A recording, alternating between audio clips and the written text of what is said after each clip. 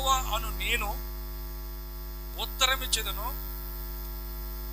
నేను వారిని ఎన్నటికీ విడనాడను. కొట్టు, గట్టిగా కొట్టు.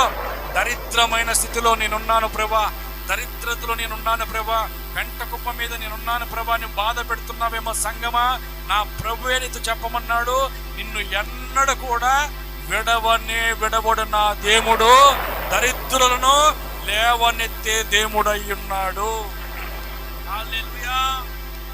దరిద్రత ఎప్పుడు వస్తుందని పరిశుద్ధమైన గ్రంథంలో ఎదిగితే కొన్ని చోట్ల రాయబడిన మాట, అన్యాయముగా ప్రవర్తిస్తే, ఏమిటది?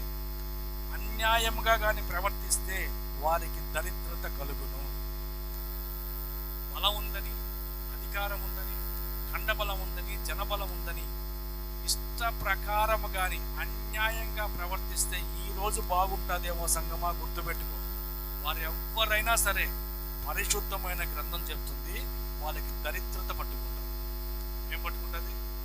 అందుకే క్రైస్తవులకి అన్యాయము, అక్రమం అనేది పనికి రాకూడదు. అన్యాయము చేయువాడికి, అన్యాయముగా ప్రవర్తించేవాడికి దరిద్రత కలుగుతుంది.